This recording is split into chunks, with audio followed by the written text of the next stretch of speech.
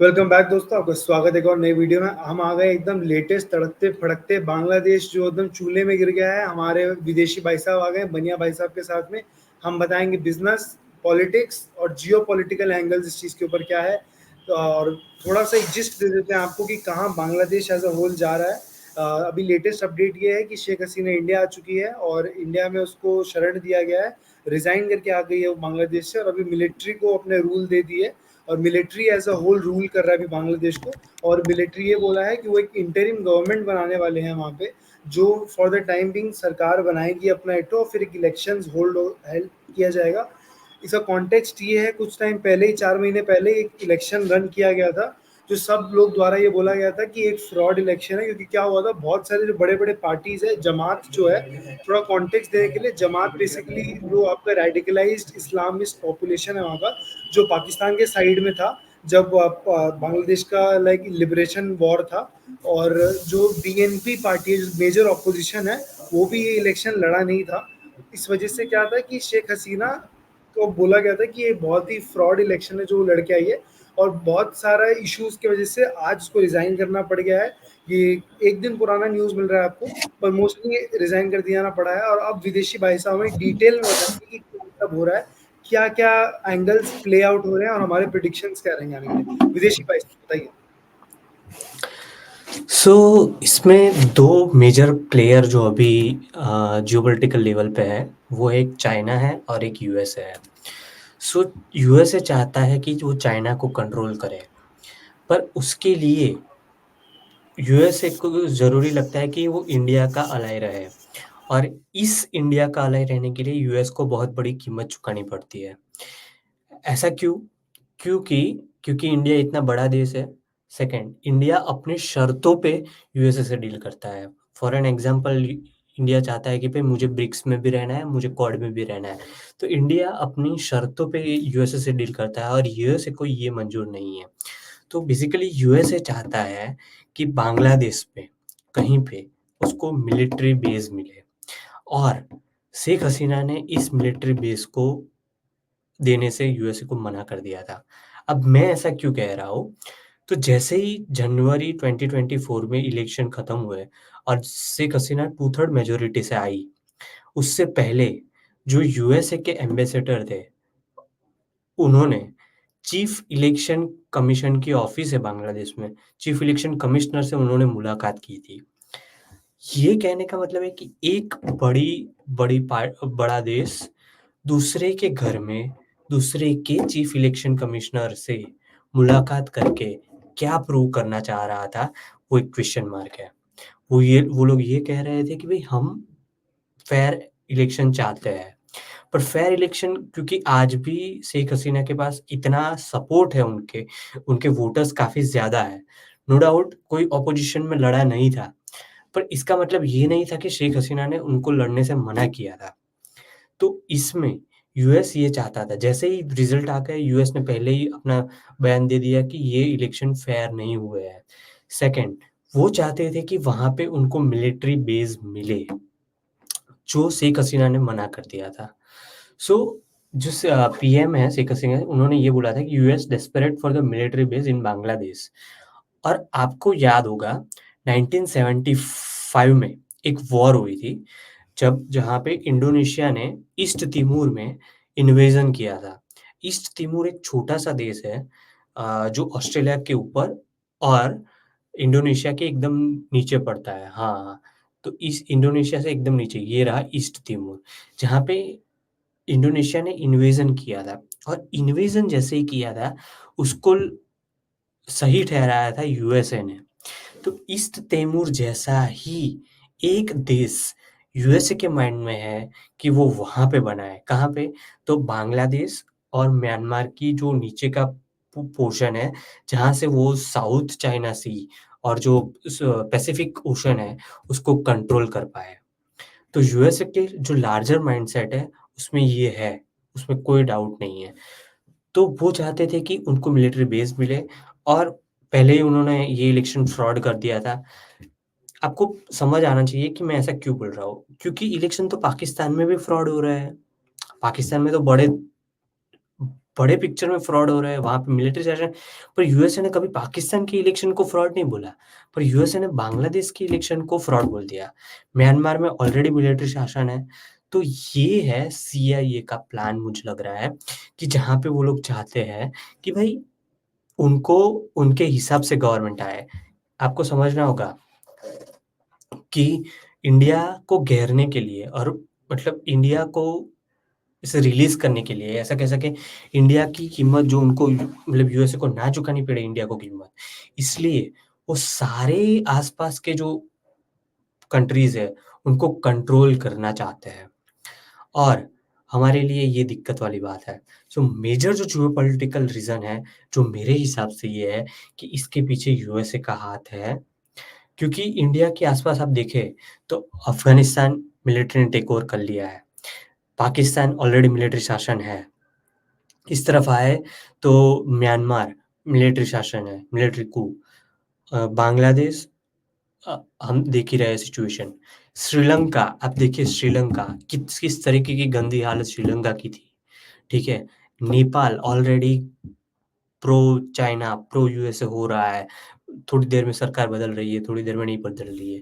Bhutan, Bhutan India के लिए अभी भी एक इम्पोर्टेंट नेशन है। तो लार्जर जो पॉइंट ऑफ व्यू है वो शेख हसीना थी, है जो वो इंडिया की बहुत अच्छी दोस्त है। पर अब उनके निकलने से बांग्लादेश में क्या होगा, that is the question mark. And इसके पीछे मेरे हिसाब से ये थोड़ा एंगल लग रहा है। जो एक मेजर प्रॉब्लम मेरे को भी लग रहा है कि जो मेरे को लगता है कि एमईए के वो तरफ से गलती हो गया है, एमईए बिल्कुल ही ना सब अवामी लीग जो बेसिकली शेख हसीना का पार्टी है, सारा एग्स अवामी लीग के बास्केट में।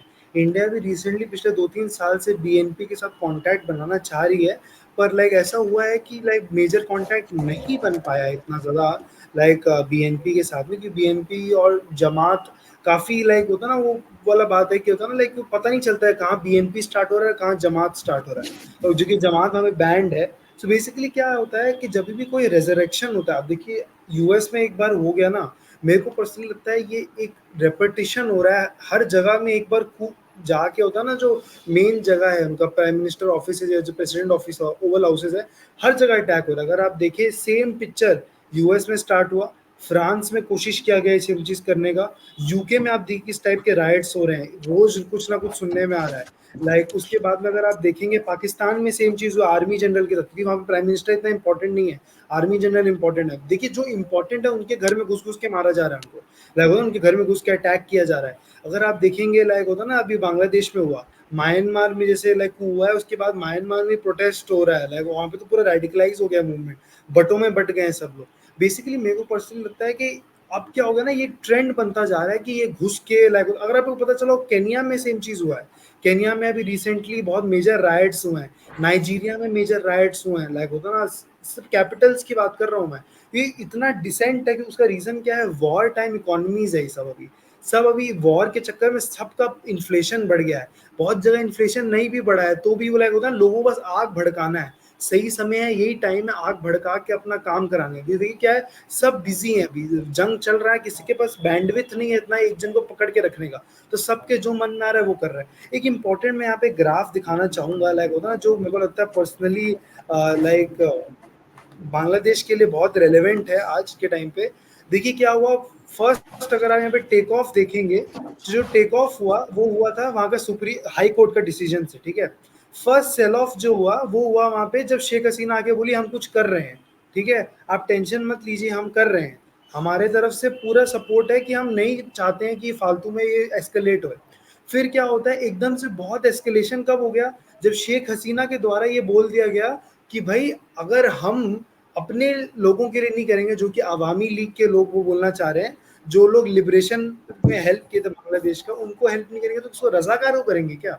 प्रॉब्लम क्या था, ये बहुत बैकफायर किया उनके ऊपर। तो अब यहाँ पे समझिए कि एकदम से फिर क्या हो गया, गुस्सा बढ़ गया, जो मीडिया टेंशन हुआ, एंथुजियाज्म हुआ, पैराडाइम शिफ्ट हुआ।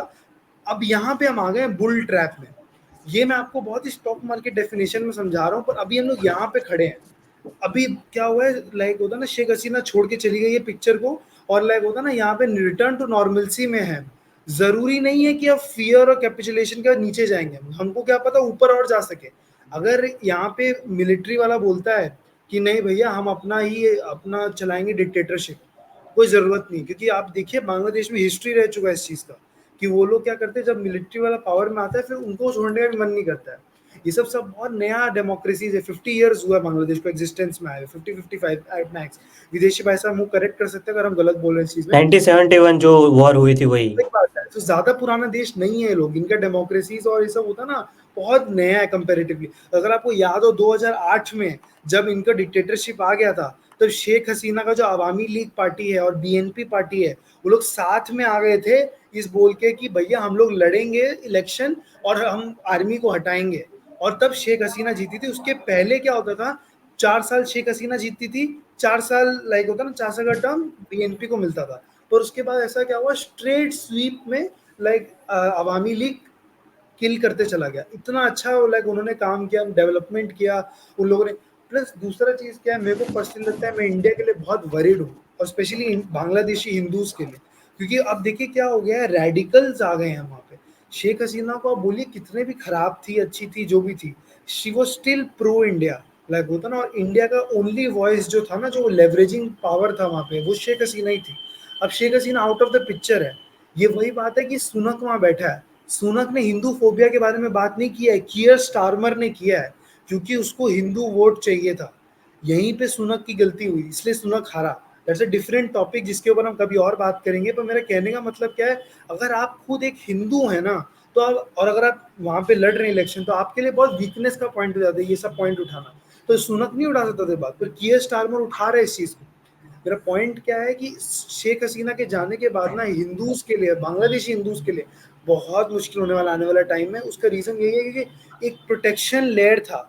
She was trying to be secular, जो मोदी खुद बन रहा है। ध्यान रखिए, मोदी भी बार बार यही बोलता है सबका साथ सबका विकास।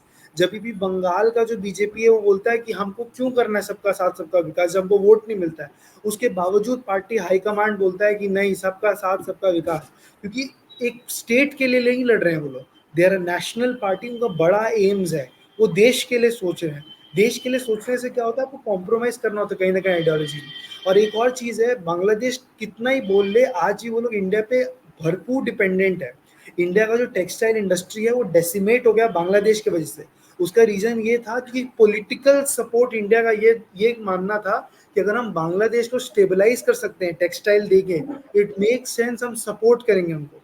इसीलिए इंडिया का टेक्सटाइल इंडस्ट्री खत्म हो चुका है, डेसिमेट हो चुका है। आज भी हम लोग लाइक कॉटन यार्न और ये सब में है, हम लोग का जो वैल्यू ऐड है वो सब बांग्लादेश में होता है कंपेरेटिवली। सो मेरे को पर्सनली लगता है यहाँ से 15 ईयर शिफ्ट है, अगर डेमोक्रेसी वापस नहीं आता है वहाँ पे। और जब मैं बोल रहा हूँ डेमोक्रेसी, मैं यहाँ पे ये कहना चाह रहा हूँ प्रॉपर डेमोक्रेसी। देखिए क्या है, कोई भी कितना भी अच्छा लीडर हो, एक सिंपल बात है, आज इंडिया में अनरेस्ट, सिविल अनरेस्ट क्यों नहीं था? मोदी जी को थर्ड टर्म में 240 ही तो मिला। वोटर को फील होना चाहिए कि उसको हल्ला करने का जरूरत नहीं है, उसको सड़क पे आके जलाने का जरूरत नहीं, उसका वोट उसके लिए बात करेगा। जब उसको ऐसा फील होगा कि उसका वोट उसके लिए पावरफुल नहीं है और वो कुछ नहीं कर पा रहा है, तब वो सड़कों पे आता है, तब वो ऐसे जलाता है, राइट्स करता है। इंडिया में आज भी वोटिंग, और this the beauty of India, जब लोग बोलते हैं ना इंडिया खत्म है, इंडिया ये है वो है, हजार कमियां, पर आज भी इंडिया में, इंडिया का जो वोटिंग सिस्टम है वो लोगों को एम्पावर करता है कि आप अपने लिए चूज करिए। देखिए वरना आप किस जमाने में जी रहे हैं, आज सीपीआईएम को, जो कम्युनिस्ट और मार्क्सिस्ट है, उनको भी सीट्स मिल रहा है। This is the diversity of India, like होता है जो इवेंचुअली बांग्लादेश में भी किक इन करेगा। I have high hopes on Bangladesh के, वो लोग इस प्रॉब्लम से बाहर निकल के आएगा, फिंगर्स क्रॉस्ड है।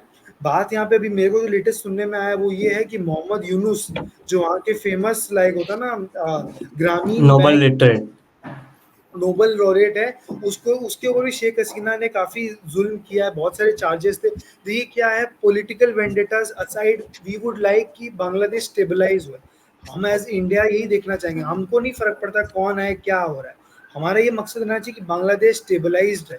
तो ये हमारा फोकस रहे, और मेरा ये बहुत दरख्वास्त रहेगा, और उम्मीद करता हूँ मैं आने वाले टाइम में कि एमईए जो मिनिस्ट्री ऑफ एक्सटर्नल अफेयर्स है वो बीएनपी से भी बात करे अब थोड़ा बहुत, तो ताकि होगा बैक चैनल कम्युनिकेशन चलते रहना चाहिए हर चीज को लेकर।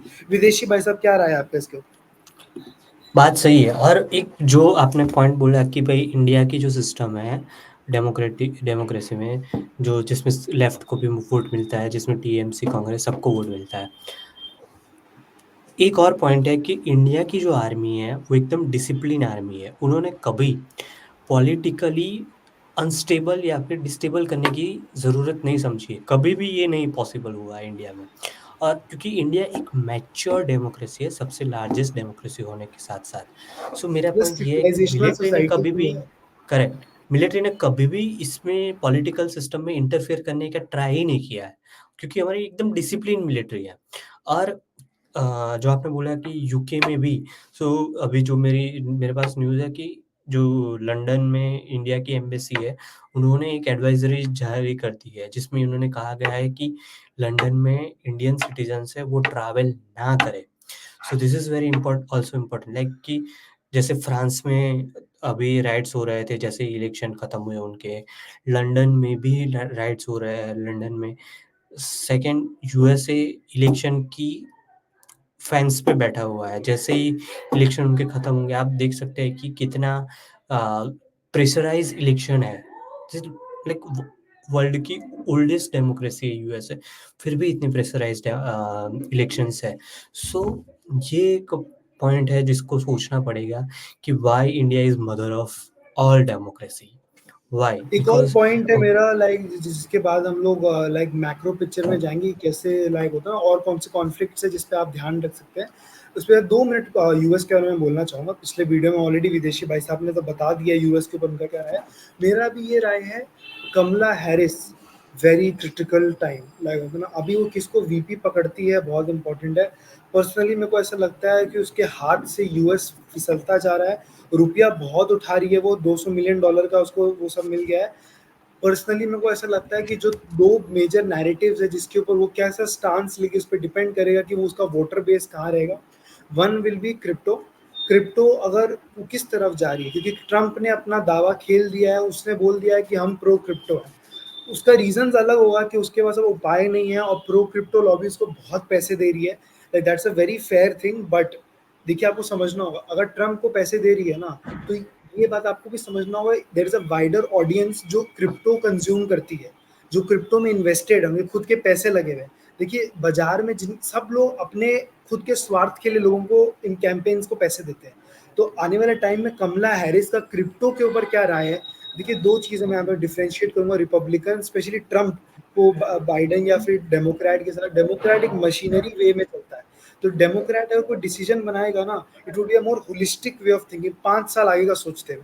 Trump would be more haphazard, like होता है वो जल्दी जल्दीबाजी में कुछ करके शॉर्ट टर्म गेन्स आपको बहुत ज़्यादा देगा। तो वो आपको देख के चलना है। ऑब्वियसली फाइनेंशियल एडवाइस नहीं है कोई भी क्रिप्टो या कोई भी लाइक स्टॉक्स को लेके, नीचे डिस्क्लेमर चल रहा है। पर मेरा कहने का मतलब ये है, ये एक तो क्रिप्टो हो गया। दूसरा, कमला हैरिस का जो इमिग्रेशन के ऊपर स्टांस है, इमिग्रेशन स्लैश इसराइल, ये जो दो स्टांस है, ये क्या है, सब एंटी इसराइल है, सब कुछ ठीक है। पर अगर इसराइल को ज़्यादा प्रोसिक्यूट करता है और फुल फ्लेजेड वॉर हो गया, तो यूएस ट्रीटी ब्राउंड है। तो क्या लाइक होता है ना, बाइडन सपोर्ट नहीं करेंगे, क्योंकि अगर बाइडन सपोर्ट करेंगे तो काइंड ऑफ कमला हैरिस का भी सुओ मोटो लग जाता है। तो बेसिकली उनका जो लिबरल वोट है ना, वो भी डिसइंटेनवेट हो गया कि भैया अब हम कहाँ जाए। ये लिबरल वोट उनका पैलेस्टाइन के साथ में है। तो मेरा ये पॉइंट है कि कमला हैरिस को एक मेजर बैलेंसिंग एक्ट करना है। पर्सनली मेरे को लगता है अभी बहुत अर्ली ऑन है इस इलेक्शन रेस में बता पाना कि कौन सा किस तरफ जा रहा है इलेक्शन। मेरे को लगता है पर्सनली कि अभी भी ट्रम्प की तरफ हवा है। पर अगर कमला हैरिस ये 2 या 3 टॉपिक के ऊपर इसमें, और जो थर्ड पॉइंट है मेरा वो है कि बॉर्डर 3 के ऊपर एक प्रॉपर पॉलिसी सिचुएशन बना देती है, I think she would be in a very good position to run as a proper candidate Trump के अगेंस्ट में, क्योंकि Trump is not prepared for Kamala. Kamala is still bet, क्योंकि Kamala is not old ना। Trump is old, old वाला narrative is still hitting, और अब Trump ही old बचा है। ट्रम्प से ज्यादा ओल्ड बाइडन था, Biden is out of race. So उसी के साथ अब विदेशी भाई साहब, एक बार हम मैप्स खोल लेते हैं। हम कुछ 2-3 जगह बता रहे हैं, कुछ जो हॉटस्पॉट्स हैं, फिर आप अपना राय दे सकते हैं जो आपको ठीक लगे। फर्स्ट हॉटस्पॉट जो मेरे को लगता है आने वाला टाइम हो सकता है वो है सर्बिया, बोस्निया हर्जोगोविना। देखिए क्या है, बहुत पुराना इतिहास रह चुका है और सर्बिया कोसोवो के साथ भी लड़ाई है। आज भी सर्बिया कोसोवो को नहीं मान्यता देता है और बॉस्निया का भी बहुत सारा जमीन है जिसको सर्बिया लेना चाहता है और इनका बहुत पुराना लड़ाई है। ये पुराना यूगोस्लाविया है, उसी की लड़ाई चल रही है, आज भी चल रही है ये। देखिए दूसरी लड़ाई जो है वो है आर्मीनिया अज़रबैजान, ये भी कभी खत्म नहीं हुआ था। और ये वाला जो एरिया है नागोर्नो काराबाख का, ये पूरा एरिया लाइक जो अज़रबैजान ने ले लिया है। उनको पूरा टर्की का सुओ मोटो सपोर्ट है और साथ में रशिया का भी है। आर्मीनिया अब एक नया अलायंस बना रहा है, India, US, France, if I am not wrong. विदेशी भाई साहब हमें करेक्ट कर सकते हैं अगर हम गलत जा रहे तो। सही बात है। उसके बाद में एक और जो मेरे को मेजर कॉन्फ्लिक्ट जहाँ पे आपको चिंतित होना चाहिए वो सूडान। है आपका सूडान। सूडान अफ्रीका में तो है ही। सूडान में भी एक मेजर कॉन्फ्लिक्ट हो रहा है साउथ सूडान और सूडान के ऊपर में, क्योंकि वहाँ पे लड़ाइयाँ बहुत लाइक इन्फैक्चुएट हो गई है। इथियोपिया भी एक मेजर वरी है क्योंकि इथियोपिया बार बार इस बात को बोल रहा है कि वो सोमालिया को ले लेगा या एरिट्रिया को ले लेगा क्योंकि उसको वाटरवेज चाहिए अपने लिए। तो लाइक अफ्रीका तो जुलसा ही है, नाइजीरिया में ऑलरेडी अनस्टेबिलिटी है, केनिया में भी अनस्टेबिलिटी है। एक और जो चीज़ मेरे को लगता है आपको ध्यान देना चाहिए वो है इंडोनेशिया। इंडोनेशिया में भी जो इलेक्शन आने वाला है काफ़ी इंस्टेबिलिटी है जो, और हमने जो साउथ टिमोर का बात किया था, ये वाला पार्ट इंडिपेंडेंस के लिए लड़ रहा है। If I not wrong, East Timor, sorry, East Timor में रेफरेंडम या कुछ हो रहा है तो वो भी इंडिपेंडेंस के लिए लड़ना चाह रहे हैं। तो ये सब बहुत इंस्टेबिलिटी वाला एरियाज हो गया है। पापा न्यू गिनी वाला जो पार्ट है, जिनका ये वाला जो पार्ट है, ईस्ट पापा वाला जो पार्ट है, वेस्ट पापुआ, वो भी इंडिपेंडेंस के लिए बातें कर रहा है कि वो कैसे इंडिपेंडेंट हो सकता है आने वाले टाइम में। तो काफ़ी इंस्टेबिलिटी है। और यहाँ पे जो सोलोमन आइलैंड्स है और न्यू कैलिडोनिया, वो भी चाइना के साथ 3-4 डील कर रखा है। तो ऑस्ट्रेलिया बहुत चिंतित हो गया एकदम से, तो ऑस्ट्रेलिया हर डील पे वीटो कर रहा है वहाँ जाके। तो बहुत सारा डिप्लोमेटिक एफर्ट्स लग रहा है। और obviously the biggest wolf in the house, China Taiwan तो है ही, जहाँ पे सारे माई बाप इकट्ठा हो रहे हैं। सो भाई साहब अगर आपको लग रहा है कि कुछ एक रह गया हमारी तरफ से, आप बताइए कि कुछ एक North like Korea. Major. North Korea तो देखिए वो कॉन्फ्लिक्ट आज तक खत्म ही नहीं हुआ है, वो तो हमेशा ही चलते ही रह रहा है नॉर्थ कोरिया साउथ कोरिया का। पर मेरे को जो आने वाले टाइम में चिंता का जो विषय लग रहा है कि रशिया इवेंचुअली जब यूक्रेन को लाइक कर लेगा तो जो आधा भाग होगा तो वो किस तरफ कहाँ से कटेगा। तो मेरे हिसाब से ये जो कीव से जो पार्ट है, लाइक चिस्किया जो है, ये वाला जो पार्ट है, ये वाला जो लाइन है, आई थिंक ये चला जाएगा रशिया को। और ये वाला जो पार्ट है वो पोलैंड और हंगरी और रोमेनिया को दिया जाएगा। बेलारूस भी आई थिंक काफ़ी डेलिकेट सिचुएशन है क्योंकि रशिया थोड़ा वीक हो रहा है, वीकनेस दिखा रहा है रशिया भी धीरे धीरे। सो भाई साहब आपको क्या लग रहा है आने वाले टाइम में, कुछ प्रिडिक्शंस आपके कि कहाँ जा रहा है ये, काफ़ी टेंस्ड अप हो गया माहौल हर तरफ में। क्या रहा है आपका, थोड़ा सा प्रिडिक्शंस आगे ना टाइम के लिए। कोई प्रिडिक्शन करने की हिम्मत नहीं हो रही है क्योंकि it's like a very complex और सबके सेल्फ इंटरेस्ट है, कुछ समझ नहीं आ रहा है कि कौन कहाँ जाएगा कैसे जाएगा। So let's wait and watch only. So कुछ प्रिडिक्शन मेरे एंड से है जो मैं करना चाहता हूँ, ऑब्वियसली फाइनेंशियल एडवाइस नहीं है। फर्स्ट, क्लोथिंग और जो यार्न मैन्युफैक्चरर्स है, जो पॉलिएस्टर यार्न मैन्युफैक्चरर्स है, ध्यान दीजिए उसके ऊपर। Alok industries one of those, again investment advice नहीं है ये, क्योंकि क्या होगा अभी, क्या हो गया, वॉलीटिलिटी बहुत बढ़ गया है। इंडिया का जो मैन्युफैक्चरिंग है, अगर ये वॉलीटिलिटी बढ़ते रहेगा तो इंडिया का मैन्युफैक्चरिंग पे काफ़ी फोकस आएगा। Trident, Welspun, these are players जिस पर आपको ध्यान देना चाहिए आने वाले टाइम में। और भी जो वैल्यू ऐड कर रहे हैं उस पर ध्यान दीजिए। जो दूसरा चीज़ जिस पर आपको ध्यान देना चाहिए, आप डरिए मत। वॉलेटिलिटी काफ़ी हाई है, जैसे आपको पता होगा जापान का मार्केट भी 12% एक दिन के अंदर फॉल कर गया है। This is not a joke, काफ़ी मेजर फॉल हुआ है जापानीज निकी इंडेक्स में भी। लाइक तो अभी क्या हो रहा है कि आप अगर एसआईपी करते हैं, लाइक होता है ना, तो आप अपना एसआईपी करते रहिए।